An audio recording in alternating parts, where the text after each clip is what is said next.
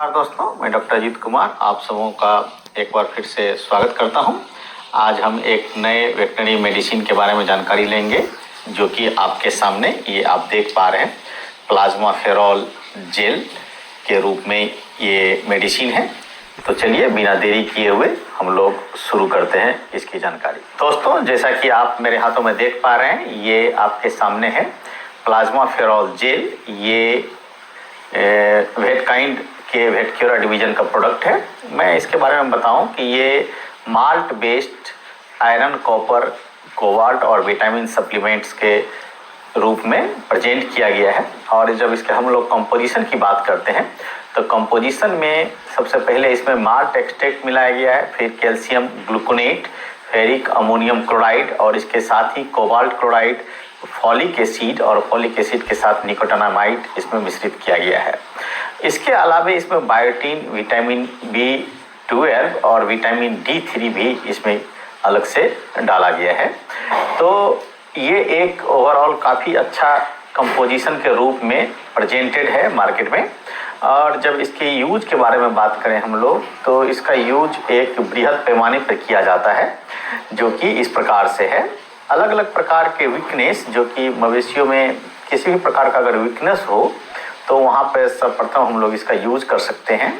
इसी के बाद अगर हम लोग देखें तो अगर किसी भी कारण से आरबीसी की संख्या घटती है, यानी लो आरबीसी का कंडीशन रहता है, तो वहाँ पर भी आप क्या कर सकते हैं, इस प्लाज्मा फेरॉल का आप यूज कर सकते हैं। इसी प्रकार पाइका, जिसमें कि जानवर अनवांटेड चीज़ें खाने शुरू कर देती हैं, तो वहाँ पे आप क्या कर सकते हैं, इसका यूज कर सकते हैं। और अलग अलग प्रकार के स्ट्रेस, खास करके समर स्ट्रेस के कंडीशंस में आप इसे पानी में घोल करके आप इसका यूज कर सकते हैं, इसको पिला सकते हैं। और अगर अगले यूज की बात करें तो एक्टोपैरासिटिक इन्फेस्टेशंस, जहाँ पर कि खून की कमी हो जाती है, पैरासिटिक जो ऑर्गेनिज्म होते हैं वो खून चूस लेते हैं आपके मवेशियों के शरीर से। तो ऐसे कंडीशन में आप खून के पुनर्निर्माण के बनाए रखने के लिए आप इसको क्या कर सकते हैं, यूज कर सकते हैं। इसी प्रकार जहाँ पर कि आपको दूध के यील्ड को बढ़ाना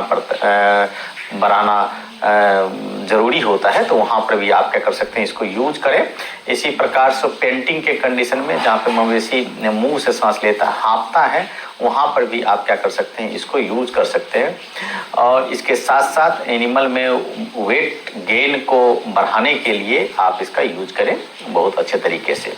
इसी प्रकार से जो ब्लड लॉस होता है और ब्लड की डिफिशियंसी हो जाती है, जैसे प्रोटोजोअन डिजीज कंडीशंस में, जैसे बेबिसिया में या थैलेरिया में, इन सभी केसेस में वहाँ पे इसका आप यूज करें और बहुत अच्छा रिजल्ट प्राप्त करें। तो हम कह सकते हैं कि जो एक ओवरऑल इम्प्रूवमेंट होता है आपके इम्यून सिस्टम में, आपके हेल्थ में, उसको ये क्या करेगा कि बखूबी बनाए रखेगा और इम्प्रूव करेगा वैसे कंडीशंस को। तो हम लोग देखें कि इसका डोज कितना होना चाहिए हमारे केटल, बफेलो और हॉर्स में। तो 30 से 50 ग्राम पर डे के हिसाब से आप केटल, बफेलो, हॉर्स में इसका यूज करें। और इसी ढंग से काफ, सीप और गोट की जब बात करते हैं तो काफ, सीप, गोट में आप 10 से 15 ग्राम पर डे के हिसाब से इसको दें। केमल में आप 10 ग्राम पर 100 केजी बॉडी वेट के हिसाब से इसका यूज करें। और स्वाइन के केस में होता है तो ये 25 से 30 ग्राम पर डे आप इसको दें। और ग्रोअर की अगर बात करें इसी में, स्वाइन में, तो 5 से 10 ग्राम आप पर डे इसको दे सकते हैं। दोस्तों, ये एक प्रेगनेंसी सेफ दवा है, इसीलिए कहीं किसी प्रकार का आपको अलग से प्रिकॉशंस लेने की जरूरत नहीं होता है। जब इसको हम लोग स्टोरेज की बात करते हैं तो इसे ड्राई एंड कूल प्लेस में बिलो 30 डिग्री सेंटीग्रेड इसका स्टोरेज करें। डायरेक्ट सनलाइट से इसे बचाएं। और इसके जब प्रेजेंटेशन के बारे में हम लोग जानकारी लें तो ये 450 ग्राम के प्लास्टिक बोतल में, जैसा कि आप देख पा रहे हैं मेरे हाथ में, तो ये 450 ग्राम के प्लास्टिक बोतल में आपको प्रेजेंट किया गया है। तो ओवरऑल आज के जानकारी में मैं बस इतना ही बताना चाह रहा हूँ। आपका वीडियो देखने के लिए आप सबों का धन्यवाद।